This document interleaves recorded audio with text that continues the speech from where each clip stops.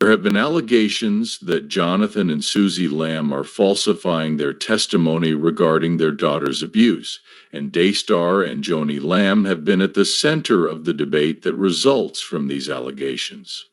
Nevertheless, a groundbreaking revelation has come to light that many people have failed to notice. Former Dallas Cowboy Kenyan Coleman has come forward to confirm the accusations made by Suzy and Jonathan Lamb, revealing alarming information that challenged the dominant narrative.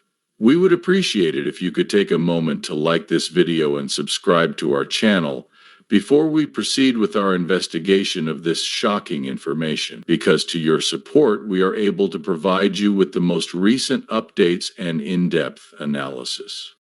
In the middle of the crisis that is rocking Daystar Church, let's now delve into Suzy's confession on the matter. Kenyan Coleman, a former basketball player for the Dallas Cowboys, and his wife Katie Coleman have both come up with their own surprising disclosures. Since the year 2019, the couple, who are the proprietors of the Redefined Coffee House in Grapevine, Texas, have disclosed their close friendship with Suzy Lamb, providing an insider's perspective on the horrifying charges of sexual assault that she was subjected to. Katie and Kenyan related the story of how Suzy confided in them about the horrible incident she had gone through. The revelation made by Kenyan was that Suzy had a difficult time even identifying what had occurred to her as sexual assault because of the extreme shame and manipulation she was subjected to. I was surprised that Suzy did not perceive it as sexual assault when she first described it to me, Kenyan added.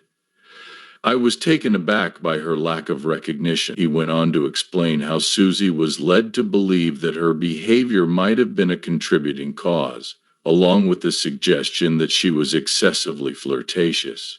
This was a thought that he found difficult to comprehend, considering her personality.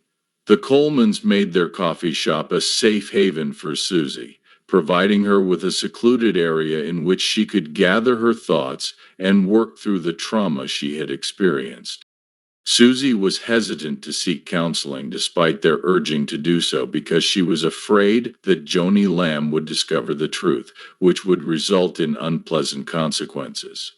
It was highlighted by Kenyan and Katie that Joni had a great amount of control over Suzy's life, even to the point of determining who she could be friends with. Through her revelation, Suzy disclosed that Joni had been preparing her to assume a position of authority within the Daystar Empire. During their clandestine gatherings, which were performed under the premise of doing errands such as getting their nails done, they engaged in conversations about the management of family dynamics and internal issues. In retrospect, it is now abundantly evident that Suzy's original perception of this was that it was a beneficial mentorship. Nevertheless, it was actually a planned effort to influence her. As Katie Coleman pointed out, the fact that Joni kept calling Suzy during her work hours made it abundantly clear that Suzy was being influenced to a great extent. Katie stated, Joni would confuse her and gaslight her, which, I believe, is a form of spiritual abuse. Joni frequently did both of these things. Kenyan went on to say that Suzy's deep faith was exploited, which caused her to question her instincts and actions with greater uncertainty. In the year 2024, Suzy made the decision to finally reach out to Cassie Reed for counseling, which ultimately assisted her in coming to terms with the truth of her experience. At first, Suzy had a difficult time accepting the fact that Kenyan had classified the event as a sexual assault. Nevertheless, therapy assisted her in acknowledging the truth without giving her the impression that she was being defined by it. After having a conversation with Cassie, I came to the realization that this does not make me a less capable person. In no way am I only a victim. I am still the same, Suzy revealed. During the month of August in the year 2021, Suzy's relationship with Joni underwent a significant transformation. when Joni joined forces with a man who was suspected of sexually abusing Suzy and Jonathan's daughter. This act of betrayal became even more profound when Joni started a contentious relationship with Doug Weiss, a sex therapist who had recently gone through a divorce. In the aftermath of Marcus Lamb's death in November 2021, Jonathan and Suzy found themselves in disagreement with Joni regarding their respective ideologies. This disagreement finally resulted in Suzy being fired from her position at Daystar in July 2023. Since then, the debate has only grown more intense, and among the Christian community, there have been the formation of factions, with some individuals backing Joni Lamb's leadership and others rallying behind Suzy's disclosing of information. Daystar's leadership is being called into doubt by a significant number of churchgoers who are curious about whether or not additional concealed information has yet to be revealed. A contentious discussion has been sparked within the Christian community as a result of the revelation that has surrounded Suzy's experiences. There are many who believe that such sensitive matters ought to be kept private in order to shield individuals from the scrutiny of the public and the possibility of reaction. Rather than being a site of public spectacle, they feel that the church ought to be a place of healing. On the other hand, there are a lot of people who push for transparency, and they claim that making their voices heard gives survivors more power and raises awareness about abuse within faith communities.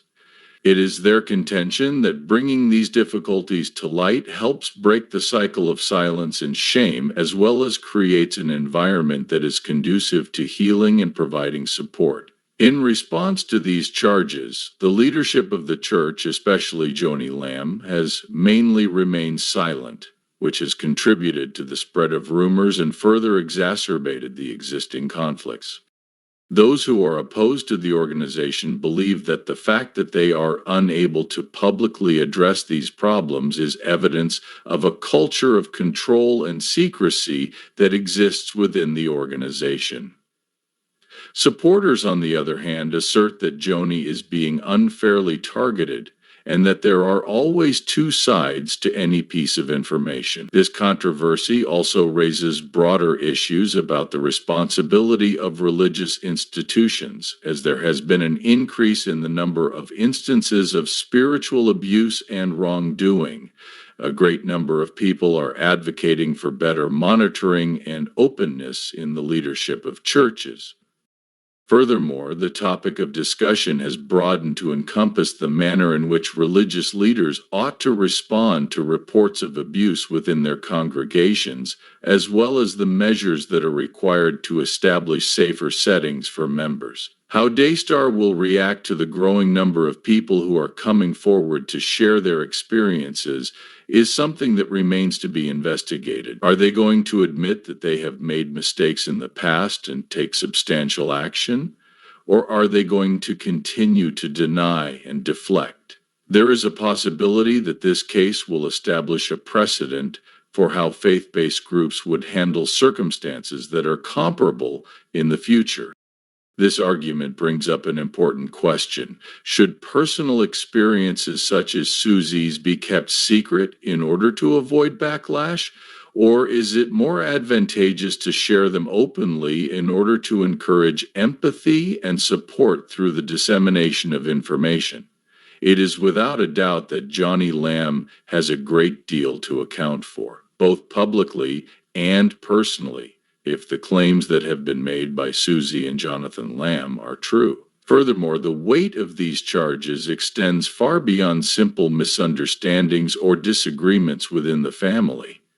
By addressing topics such as spiritual manipulation, emotional abuse, and enabling wrongdoing, they call for profound repentance and accountability on the part of the individual. To begin, if the allegations are accurate, Joni's conduct constitute a serious violation of trust, not only against her family, but also toward the Daystar community and the people who support it. It is possible that her alleged refusal to provide assistance for her own daughter after such a painful situation could be interpreted as a serious moral failing. She maintains a position of power within a prominent Christian ministry, and she is a leader within that ministry. The obligation of upholding biblical principles, like as compassion, fairness, and truth, comes with the position of leadership in the congregational ministry. A dangerous misalignment of priorities would be indicated if Joni placed a higher priority on preserving the reputation of the church than she did on the health and happiness of her daughter. Furthermore, the allegations that Joni has manipulated and controlled Suzy's life, particularly with regard to the relationships and career routes that she has pursued, raises worries about the possibility of spiritual abuse as well. In addition to being unethical, the use of Christianity as a means to stifle Suzy's voice and independence is in direct opposition to the fundamental spirit of Christian leadership, which is to empower rather than oppress. The allegation that Joni was associated with a man who was accused of sexually assaulting Suzy and Jonathan's daughter is almost certainly the most serious of all the allegations. It is indicative of a great lack of judgment and empathy on her part if she did, in fact, take the side of the accused rather than the side of the victim. It is possible that this action could be interpreted as an act of betrayal towards her ministry, which will in turn erode its credibility. Remorse and public acknowledgement would be essential actions to take in the event that these allegations are proven to be true. The Bible teaches that genuine repentance requires not just acknowledging that one has done something wrong, but also requesting forgiveness from those who have been harmed and making restitution wherever it is feasible to do so. For Joni, this may entail openly addressing the claims, making real apologies, and putting in place procedures to ensure that situations of this nature do not occur again inside Daystar. The way in which Daystar handles this problem will ultimately determine the degree to which it may be considered a credible ministry. For Joni to be able to restore confidence and display genuine Christian leadership in the face of these serious claims, it is vital for her to demonstrate transparency, humility, and sincere efforts to seek reconciliation.